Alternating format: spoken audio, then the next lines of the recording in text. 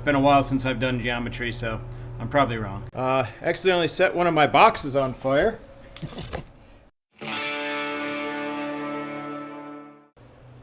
Alright, so I'm back in the garage again today. Starting out, I'm going to be doing a little bit of just some maintenance and troubleshooting on the WK.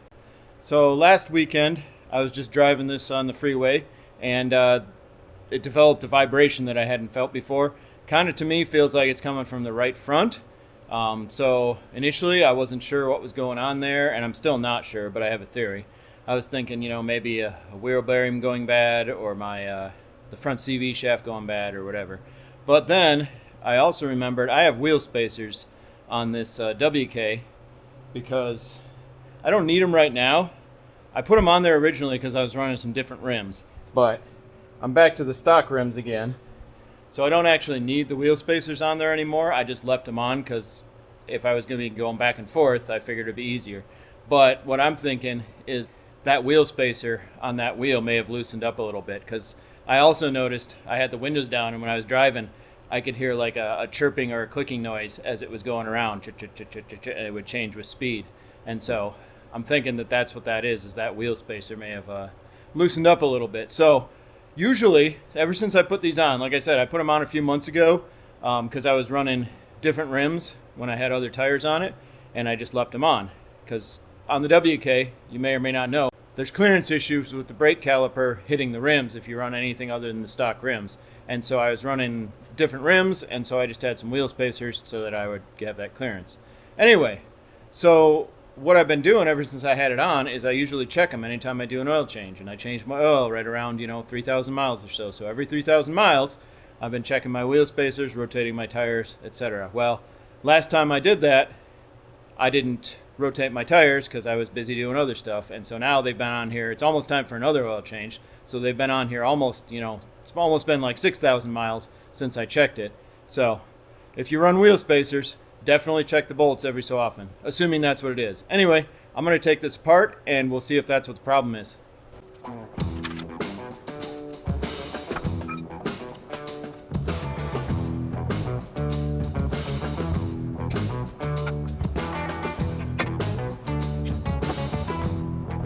Well, I was expecting to feel a little bit of movement there. Alright, so I didn't actually feel what I was expecting with some movement on the tire, but I don't know. They could just be barely loose. Anyway, I'm going to check the torque on the lug nuts just for fun before I take them off, just to see how they are.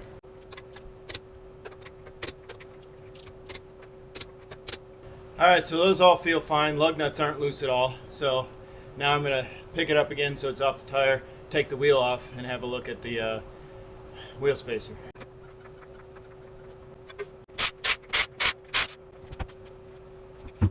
Well, the good news is it wasn't about to fall off.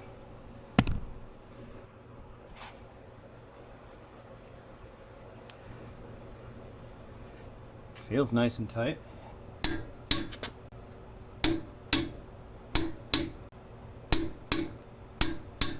Okay. Alright, so everything looks good there. So my issue wasn't the wheel spacer. So now I got to figure out what's making my vibration and making my noise. So I was kind of figuring that would be it. And since that doesn't appear to be it, I guess I'm going to have to look at some other stuff and see what I can figure out. Alright, so I still couldn't find anything wrong. All the wheel spacers seem tight. I've been going around. I decided I'd rotate the tires while I was at it, and then I could check all of them. And I decided I'm also taking them off because I don't need them right now. But so far, I've been checking the torque, and they've all been fine. So I don't think the problem was with the wheel spacers. And then I got to the left front, which is like the last wheel I got to take off, and I found this. So I was just getting the jack under here, and I noticed all this grease around here and on that boot. And if you look closer, the boot on this CV shaft is split right there, so it's puking all its grease out.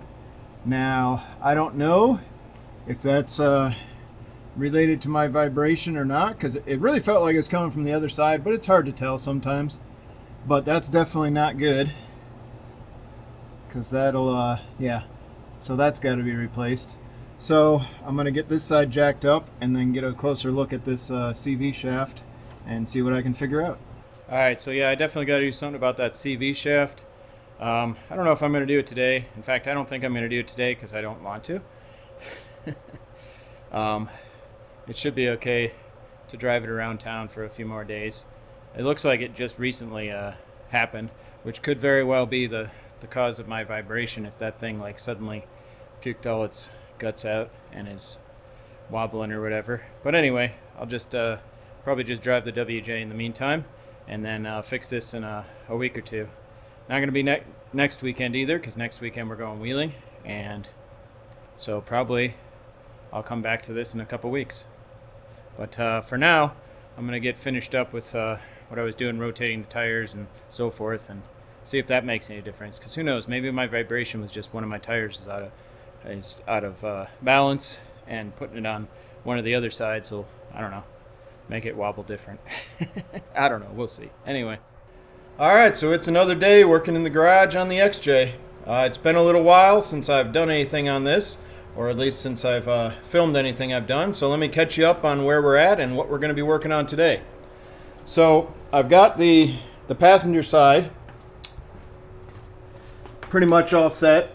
I got the spring mounts in, the frame patched up. I got one of the frame stiffeners just kind of held up there right now because I was looking at stuff. But anyway, so I'm going to be working more on the driver's side of the frame. So over here on the driver's side rear section of the frame, we got this piece here that I have, it's just tacked in right now, but that was replaced because that was all rusted out. I had to build that little hole for the fuel fill lines to go through. And I got my my hole there, just got my bolt hanging in it. But that's there where the bracket will go on. And same thing up front, I got my bracket for the front spring hanger. It's just tacked on right now. I was doing a whole lot of measuring just to make sure that I could get it as close as I can on both sides. And I measured like across angles, you know, from the front on one side to the rear on the other, and same on the other side. And it seems fairly close. It's within about 1/4 of an inch, so I guess that's gonna have to be close enough.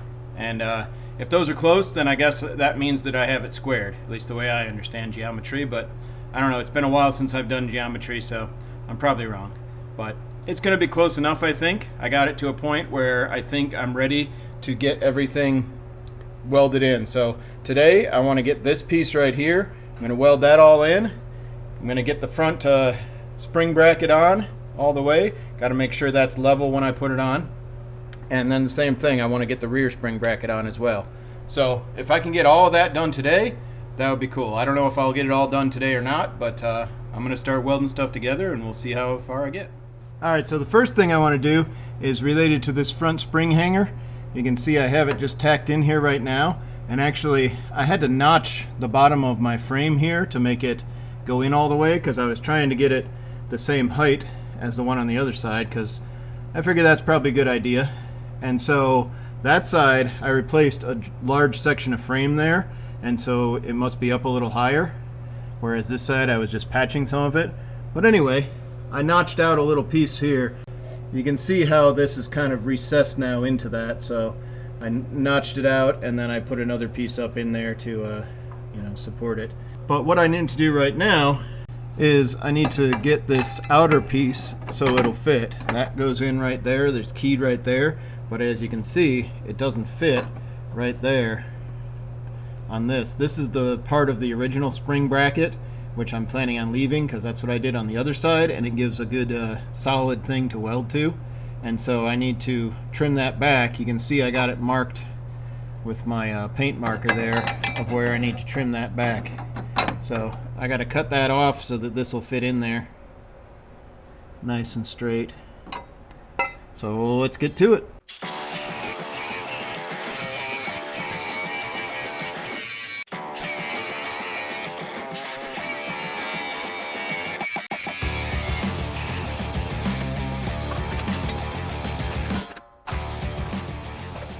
Pretty close.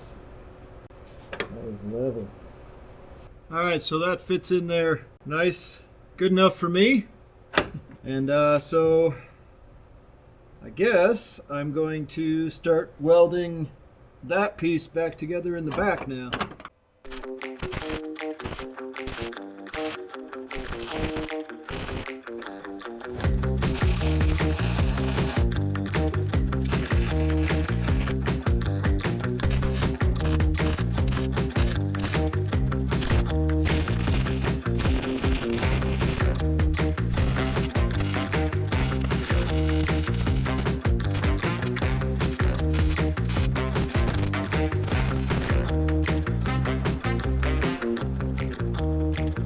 Alright, so I got this back piece here pretty much welded in. It's all along the top there, into that back panel, in there. I still got to do something with this bottom here. I'll probably cut a chunk of that out and replace some of that, but it's in there, it's connected everywhere, and it's connected on the back side too. Up there on the back side, it's all connected in there as well, so not here yet. Again, I got to do something there. On the other side, I think I put a plate here and then tied that in, so I'll probably do something similar here, but that more or less takes care of that for the moment. And so now that I got that more or less in there, I think I'm going to move on and try and get that front spring hanger welded on there permanently, because it's just tacked on there right now. So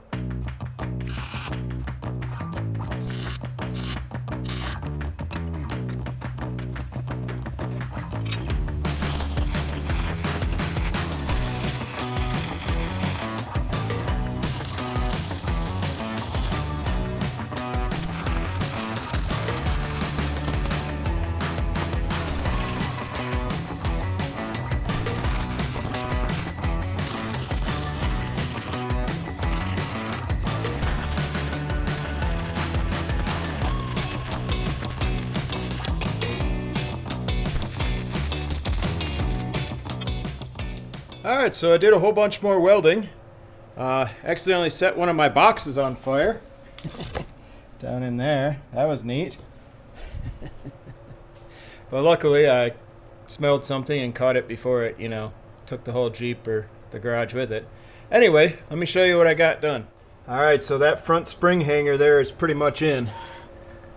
It's all welded in there. Inner piece is welded onto the frame in there. And then this outer piece is welded on as well onto that. It's onto the original bracket that was on the thing, which is why there's a couple weird little bumps there, is because the bracket came down. And anyway, it's pretty much on there, but there's a little bit I need to do on the inside here, because when I was trying to weld on the back side of that bracket, it was punching through the interior. You can see right there, it was just coming through that little rusty spot, so I got it kind of, circled out. There's some other spots I had to do something similar for, as you can see, so it's not super surprising, but I need to cut that spot out, replace it with some better metal, and then I can weld. And then I can weld along the back side of that bracket. It's probably not necessary because it's in there pretty good on the bracket that it's on already, but I figured, every little bit, may as well. And that's what I ended up doing on the other side, so I guess I'll do the same thing on this side. But that's going to be another night because it's late, and I think that's going to do it for tonight. So thanks for watching.